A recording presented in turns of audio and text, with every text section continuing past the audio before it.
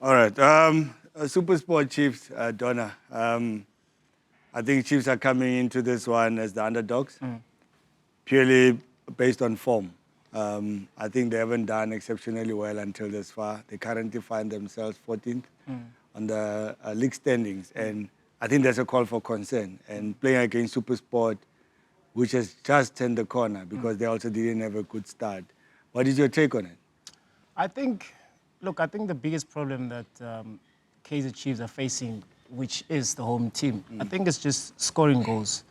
Because the lack of confidence, I think, in front of goals, I think that's the issue. And with that as well, start opening up other issues as well, from defending and from probably maybe a lot of the players that are expected actually to raise their games and they're not. I think those are for me, those are the concern. And you going into a game like SuperSport against Coach Gavin Hunt, you would want to turn the corner around, especially with this game. And I think for Kaizer Chiefs going into this game, being an underdog, maybe it might be a situation where it can help them because they'll play maybe with less pressure. But the disadvantage of playing for Kaizer Chiefs. But then the Chiefs, pressure.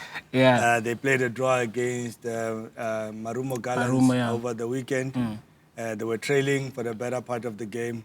The coaches coming into this game, Coach Gavin Hunt has coached at Kaizer Chiefs before. He comes in against his former club. Arthur Zwane was his assistant coach at some point. So I think there's a lot to talk just on the coaches ahead of this game also. And I think knowing how Gavin Hunt operates, I think is more of a coach that deals with the psyche of the players. And himself going back to where he was, and things didn't go well with him being a Kaizer Chiefs coach. So I think himself as a coach, I think he'll be hyped up to actually make sure that he gets the results there. And Atazwan as well, looking at the coach that was actually worked with. So he will be hoping now, I would say, probably maybe there's an opportunity for him to turn things around because he's under pressure.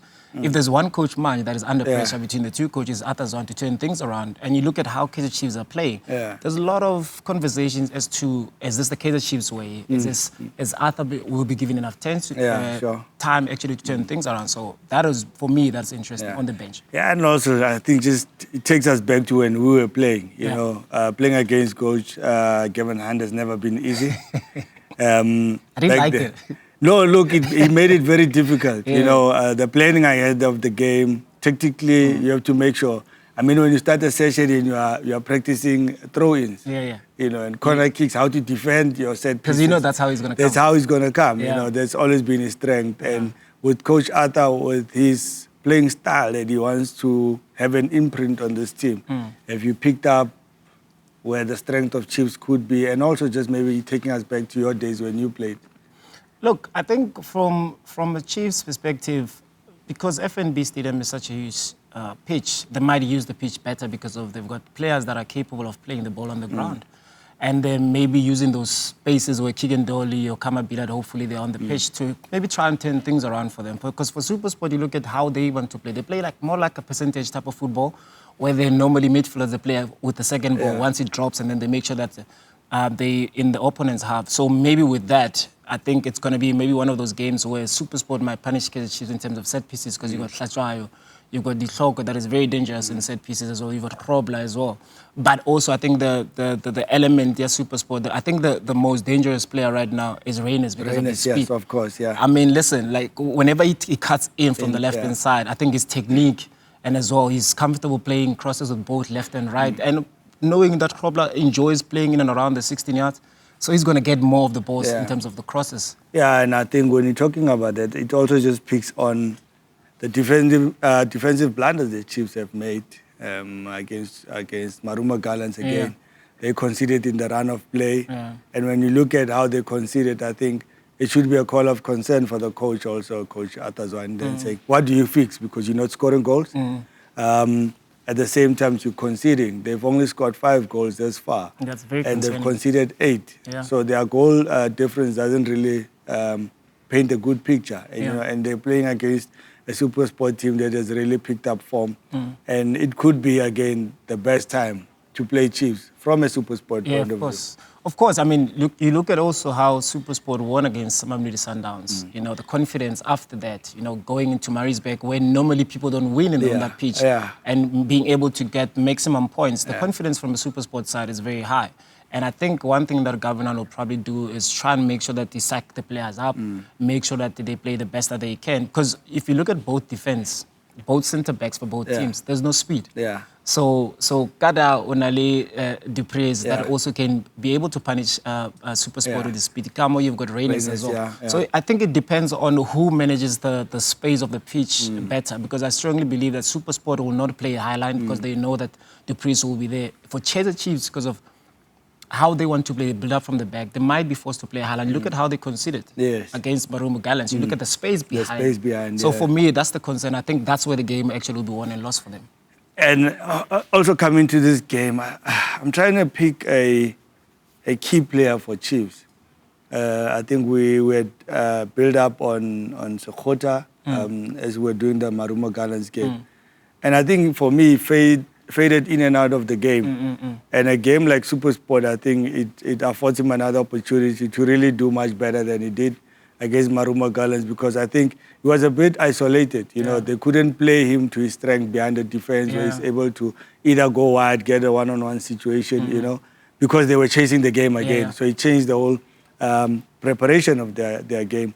On SuperSport, you're looking at a player like Reynolds, maybe a Gabuza who could maybe give them a different... You know he's going to come in as a sub player. Because Krobler is doing well. Yeah, Krobler is doing well, but with Gavin Hunt is playing such games, he always have some kind of ammunition on the bench to make sure that he continues with what he wants.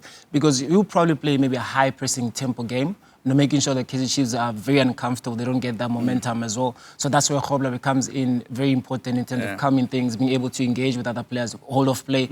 But you look at how SuperSport plays. If there's a long ball that goes to Krobler, you look at Reynolds, you look at Lungu, start making those runs because he wants to flick the ball. So Kaizer Chiefs needs to be very careful. So now as Coach Atazon, how do you prepare now? Do you say we need to step back a little bit, just manage the space behind?